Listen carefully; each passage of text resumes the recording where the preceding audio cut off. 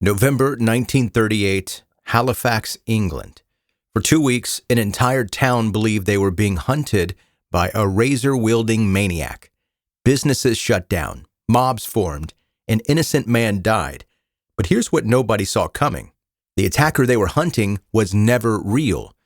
This is the story of the Halifax Slasher and how fear became the deadliest weapon of all.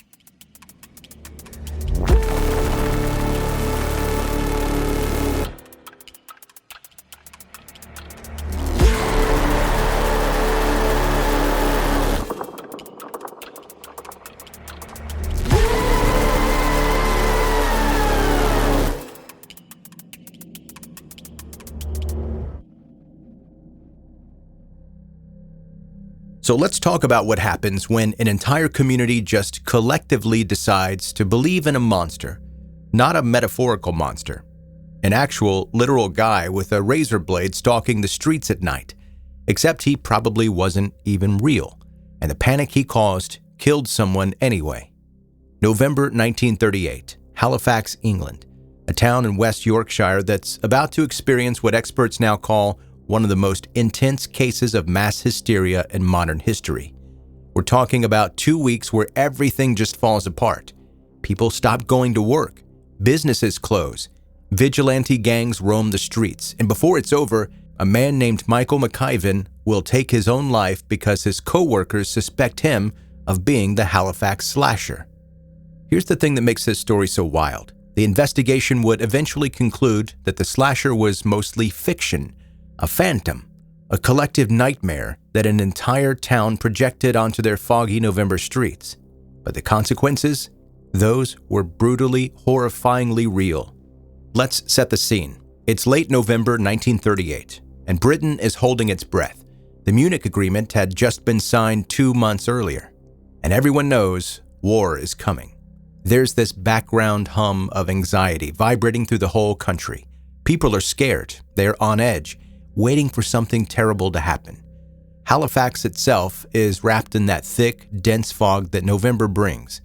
Add into this the atmosphere and fear of uncertainty, and someone introduces the perfect villain, a mysterious attacker leaping from the shadows with a razor blade, slashing at random. The town had a history with this kind of threat. Back in 1927, a man named James Leonard had been convicted of stalking and slashing the clothes of 6 women. He got 6 months in prison for it. That case lived in the community's memory, sitting there like kindling, waiting for a spark. November 16th, 1938. 2 women, Mary Gledhill and Gertrude Watts, report being attacked in Ripon by a man with a mallet or hammer. They describe him as wearing bright buckles on his shoes. This is the spark, but it's not quite the fire yet. The fire starts 5 days later. November 21st, Mary Sutcliffe, 21 years old, is walking home from Macintosh Factory on Queens Road. A man steps out from under a street lamp. She raises her arm to block him. She gets a deep cut on her wrist that requires 4 stitches. This is the moment everything changes. This is the one attack that investigators would later look back at and potentially call genuine. And that's important because this injury, this verifiable wound requiring medical attention, gives the community and the media everything they need to justify the panic that's about to consume them. 3 days after Mary Sutcliffe's attack, Clayton Aspinall gets attacked outside St. Andrew's Methodist Church. He's a Sunday school caretaker. He suffers wounds to his head and his hands. This attack happens just 300 yards from where Sutcliffe was injured. The Halifax Courier and Guardian newspaper names the attacker. They call him the Halifax Slasher. They offer a reward. First 10 pounds, then 25. And with that naming, with that reward, they transformed scattered incidents into a narrative. They gave the fear a shape, a name, a story. The reward does something else too. It creates a financial incentive for people to claim they've been attacked. We're not talking about a little attention-seeking behavior here. We're talking about actual money dangling in front of people during tough economic times. Combined with the intense media coverage, it becomes a perfect recipe for false reports. Between November 25th and 28th, the reports multiply. Annie Cannon, Alice MacDonald, Hilda Lodge, and then Mary Sutcliffe again. She reports a second attack on November 28th, this time on her doorstep while her mother is nearby. Police arrive within minutes. The circumstances are immediately suspicious. This second claim damages her credibility so bad that it helps fuel police suspicions that most of these are actually fabricated reports. The panic spreads beyond Halifax. Reports start coming in from Manchester, Bradford, Giggleswick, which I can't believe is a real place. The media amplification turned a local scare into a regional hysteria. By late November, similar reports are being dismissed in London. The fear has gone national. Halifax itself becomes paralyzed. Businesses start to shut down. People refuse to leave their homes after dark. The core functions of the town just stop. This is what happens when existential fear overrides everything else, when survival instincts kick in so hard that economic and social necessity become irrelevant. The police response is massive, but inadequate. They can't keep up. They can't control the situation. So vigilante groups form, gangs of citizens roaming the streets looking for the slasher. The police have to deputize 80 more people to manage the search and try to curb the lawlessness. And because mobs don't do nuance, innocent people are targeted. Several men get beaten up based on nothing but suspicion and bad timing. Clifford Edwards shows up to help Hilda Lodge after she reports her attack on November 28th. The crowd immediately decides he's the slasher. A mob forms. They're chanting for his death. Police have to escort him home to prevent a lynching.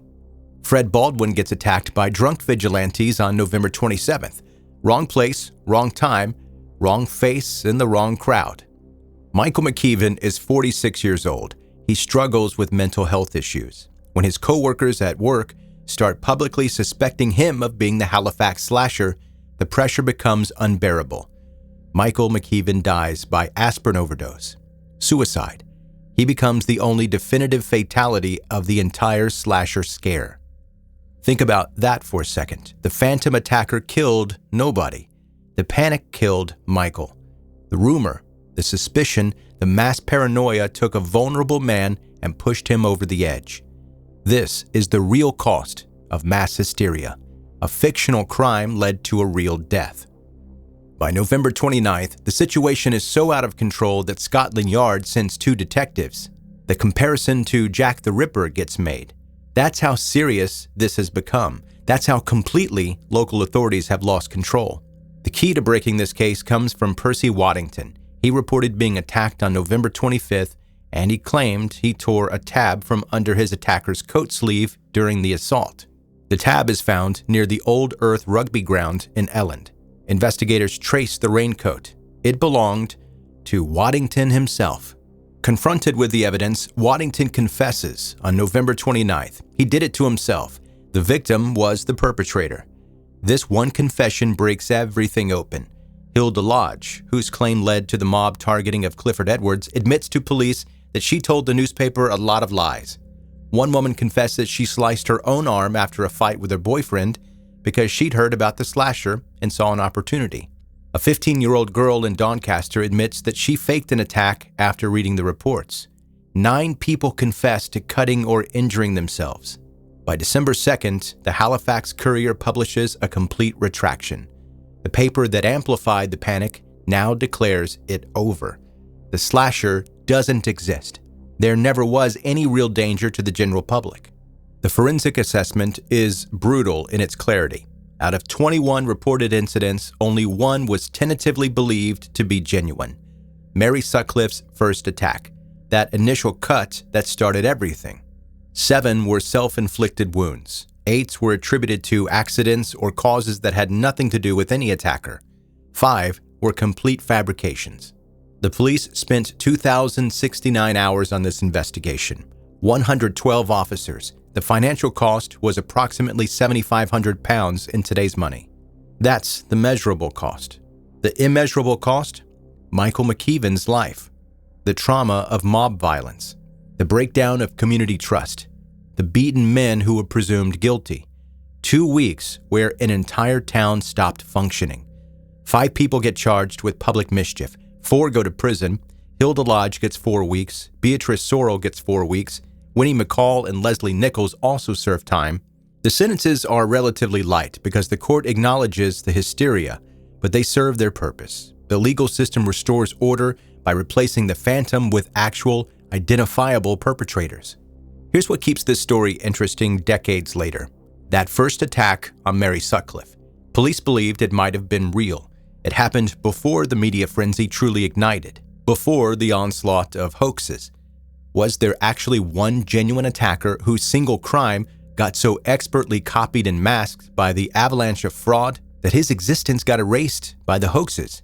Did the panic he accidentally triggered actually protect him by making his crime impossible to investigate? That's the theory that makes this case unique among the phantom killer stories. Usually, we're trying to prove something happened. Here, we're trying to figure out if something real got buried under a mountain of fake. The Halifax Slasher case is studied now as textbook mass sociogenic illness. It shows exactly how pre-existing anxiety gets externalized onto a single figure when amplified by sensational media coverage.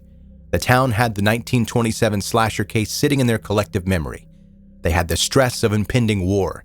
They had the fog and the darkness and the economic uncertainty. All they needed was one injury, one verifiable wound, and the fear had permission to explode. The media gave it a shape and a name. The reward gave it motivation. The vigilantes gave it power. And Michael McKeevan paid the ultimate price.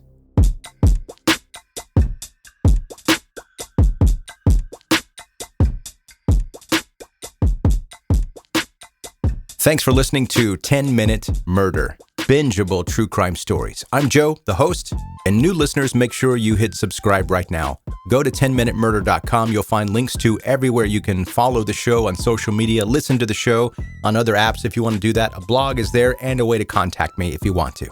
And while you're on the website, sign up for the newsletter.